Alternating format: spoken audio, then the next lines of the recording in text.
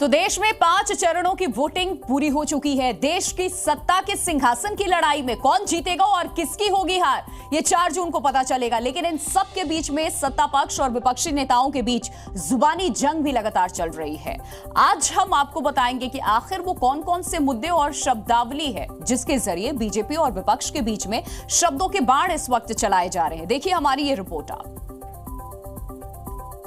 अब की बात 400 पार, राम मंदिर, मथुरा, मंगलसूत्र, शहजादे, पाकिस्तान, घुसपैठिया, तुष्टीकरण, मुसलमान, विरासत टैक्स, संविधान, घोटाला, दलित आरक्षण, खटाखट खटाखट। 5 चरणों की वोटिंग के बाद अब तक बीजेपी और प्रधानमंत्री नरेंद्र मोदी का चुनाव प्रचार इन्हीं शब्दों के इर्द गिर्द रहा। इन्हीं शब्दों के जरिए प्रधानमंत्री नरेंद्र मोदी और बीजेपी 400 पार और तीसरी बार सत्ता पर काबिज होने का दावा कर रही है।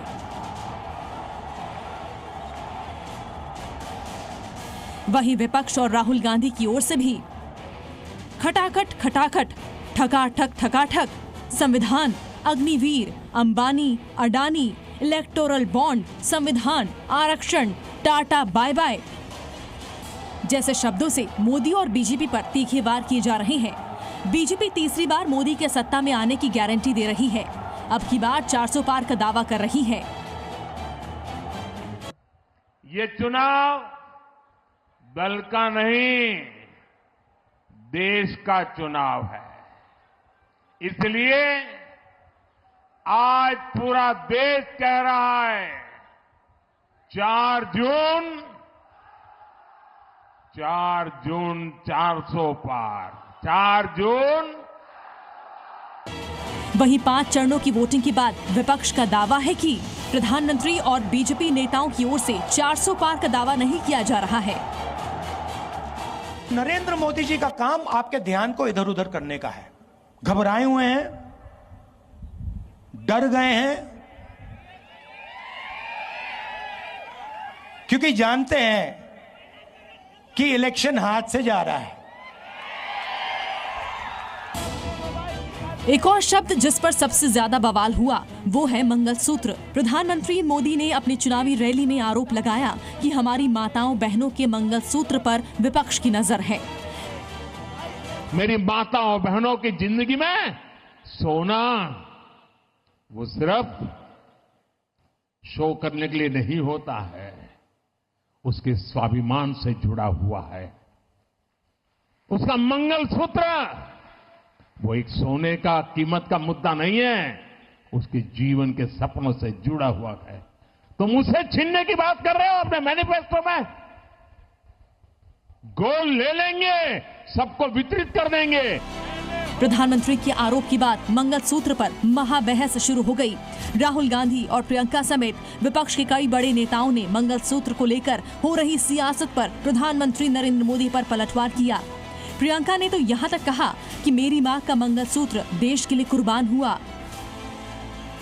कैसी कैसी बहकी बहकी बातें पिछले 2 दिनों में अब ये शुरू हुआ है कि कांग्रेस पार्टी चाहती है कि आपके मंगलसूत्र और आपका सोना आपसे छीन ले। 70 सालों से ये देश स्वतंत्र है। 55 सालों के लिए कांग्रेस की सरकार रही है। किसी ने आपसे सोना छीना, आपके मंगलसूत्र छीने। देश के चुनावी मुद्दे में विरासत टैक्स को लेकर भी खूब सियासत हुई। कांग्रेस नेता सैम पित्रोदा के विरासत टैक्स वाले बयान को बीजेपी ने जमकर भुनाया और कांग्रेस को निशाने पर लिया। अब कांग्रेस का कहना है कि वो इनहेरिटेंस टैक्स लगाएगी, माता पिता से मिलने वाली विरासत पर भी टैक्स लगाएगी। आप जो अपनी मेहनत से संपत्ति जुटाते हैं वो आपके बच्चों को नहीं मिलेगी, बल्कि कांग्रेस सरकार का पंजा उसे भी आपसे छीन लेगा। वे एक और काम क्या करने जा रहे हैं? आपके पूर्वजों के द्वारा जो संपत्ति अर्जित की गई है, बाप दादों की जो कमाई है, उस कमाई पे भी वे कहेंगे, राहुल गांधी ने कहा ना, हम सर्वे करवाएंगे, एक्सरे करा देंगे और एक्सरे करा करके फिर उसमें से आधी संपत्ति ये लोग ले लेंगे और आपको कहेंगे कि भाई ये हमारा विरासत टैक्स है। बवाल बढ़ने की बात न सिर्फ कांग्रेस और विपक्ष की ओर से सफाई आई, बल्कि विरोध के बीच सैम पित्रोदा को इंडियन ओवरसीज कांग्रेस के पद से भी हटा दिया गया। कई मुद्दों पर वो अपना विचार खुलकर रखते हैं, जो मुद्दे वो उचित समझते हैं, जो महत्वपूर्ण समझते हैं, वो उन पर अपनी राय देते हैं। पर इसका माने ये नहीं है कि ये जो राय उनकी राय है ये भारतीय राष्ट्रीय कांग्रेस की राय है। अक्सर ऐसा होता है कि उनके विचार और भारतीय राष्ट्रीय कांग्रेस के विचार मिलते नहीं हैं। बीजेपी 2024 के चुनाव में राम मंदिर निर्माण का मुद्दा लगातार जनता के बीच रख रही है। लोगों को भव्य राम मंदिर के निर्माण में बीजेपी के संघर्ष को बता रही है। साथ ही ये भी दावा कर रही है कि अगर विपक्षी गठबंधन की सरकार आई तो राम मंदिर के फैसले को पलट देगी। प्रधानमंत्री ने तो बाबरी ताला लगाने की बात तक कह डाली। कांग्रेस वाले ये कहते हैं कि राम मंदिर का प्राण प्रतिष्ठा ढंग से नहीं हुआ है। भाइयों बहनों, मेरी बात याद रखना, ये इंडी अलायंस वाले आएंगे तो राम मंदिर पर फिर से बाबरी ताला लगाएंगे। हिंदुस्तान में चुनाव हो और पाकिस्तान का मुद्दा ना उठे, ऐसा हो ही नहीं सकता। कांग्रेस के लिए कई बार सेल्फ गोल कर चुके कांग्रेसी नेता मणिशंकर अय्यर ने एक बार फिर वही काम किया। उन्होंने कहा कि पाकिस्तान के पास भी परमाणु बम है। कांग्रेस नेता के इस बयान को बीजेपी ने जमकर भुनाया। प्रधानमंत्री नरेंद्र मोदी ने तो यहाँ तक कह दिया कि कांग्रेस पाकिस्तान की भाषा बोलती है।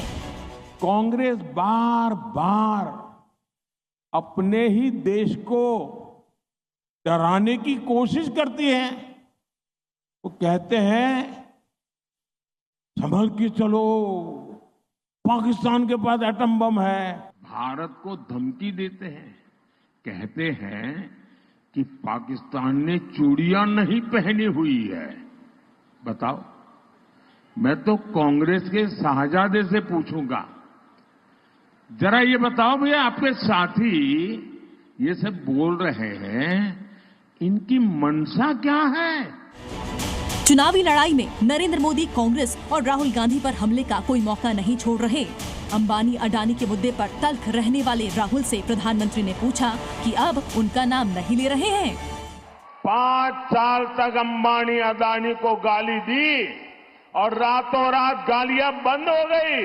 मतलब कोई न कोई चोरी का माल टेम्पो भर भर करके आपने पाया है। 5 साल तक अंबानी अडानी को गाली दी और रातों रात गालियां बंद हो गई। मतलब कोई न कोई चोरी का माल टेम्पो भर भर करके आपने पाया है। हालांकि प्रधानमंत्री के सवाल करने के बाद राहुल गांधी समेत कांग्रेसी नेताओं ने उल्टा सवाल किया कि अगर प्रधानमंत्री को मालूम है कि नोट आ रहे हैं तो वो कार्रवाई क्यों नहीं करते, सीबीआई और ईडी को इनके पास क्यों नहीं भेजते। नॉर्मली आप बंद कमरों में अदानी जी अंबानी जी की बात करते हो, पहली बार आपने पब्लिक में अदानी अदानी अंबानी बोला। और आपको ये भी मालूम कि ये टेम्पो में पैसा देते हैं। क्या ये आपका पर्सनल एक्सपीरियंस है क्या? एक काम कीजिए, सीबीआई ईडी को इनके पास भेजिए ना। चुनावी प्रचार के दौरान एक शब्द जो राजनीतिक घमासान का विषय बना वो है खटाखट खटाखट। राहुल गांधी ने एक रैली में सरकार बनने के बाद गरीबों के खाते में 1 लाख देने के लिए खटाखट खटाखट शब्द का इस्तेमाल किया। अगर आप गरीबी रेखा के नीचे हो, आपके बैंक अकाउंट में हर साल 1 लाख रुपया, 8,500 रुपया महीने का खटाखट खटाखट खटाखट खटाखट आता रहेगा। राहुल गांधी के बाद प्रधानमंत्री मोदी का बयान भी खटाखट सामने आ गया है। उन्होंने कहा हमारी सरकार बनेगी और ये गठबंधन टूटकर बिखर जाएगा और बलि के बकरे को खोजा जाएगा खटाखट खटाखट और शहजादे विदेश निकल जाएंगे खटाखट खटाखट। शहजादे, चाहे वो लखनऊ वाले शहजादे हो क्या दिल्ली वाले ये शहजादे गर्मी की छुट्टियों पर विदेश निकल जाएंगे? खटाखट खटाखट। प्रधानमंत्री के खटाखट बयान आने के बाद राहुल गांधी तो यहाँ तक कह दिया कि वो जो चाहे प्रधानमंत्री से बुलवा सकते हैं। जो भी मैं चाहता हूं मैं प्रधानमंत्री के मुंह से बुलवा सकता हूं। मैंने कहा, नरेंद्र मोदी जी, आप अदानी अंबानी का नाम कभी नहीं लेते हो। 2 दिन बाद नरेंद्र मोदी जी कहते हैं अदानी अंबानी। राहुल के बयान के बाद इस बार असम के मुख्यमंत्री हिमंता बिस्वा शर्मा सामने आए। उन्होंने एक जनसभा को संबोधित करते हुए कहा कि खटाखट खटाखट खटाखट, मुसलमान माताओं को तलाक देने वाले उद्योग पर मोदी सरकार ने ताला लगा दिया। ये कौन सा खटाखट करता है राहुल जी?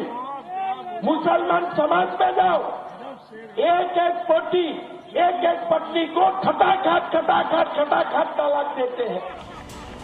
80 सीटों वाले उत्तर प्रदेश में भी खटाखट को लेकर जबरदस्त बयानबाजी चली।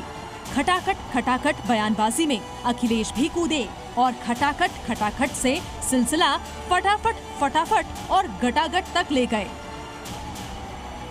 इलेक्ट्रोल बॉन्ड से जो उन्होंने बड़े पैमाने पर पैसा गठ कर लिया, वो कह रहे गटागट गटागट गटागट। और अब जनता ने भी मन बना लिया, जब वोट डालेंगे तो इनको कर देंगे फटाफट फटाफट फटाफट विदा। 5 चरण की वोटिंग हो चुकी है। सत्ता और विपक्ष फटाफट अपनी अपनी जीत का दावा कर रहा है। परिणाम के लिए 4 जून तक का इंतजार करना होगा, तभी पता चलेगा कि 2024 के चुनाव की लड़ाई का असली किंग कौन है और कौन जनता के बीच अपने शब्दों के जादू को चलाने में कामयाब रहा। ब्यूरो रिपोर्ट, जी मीडिया। जी न्यूज़।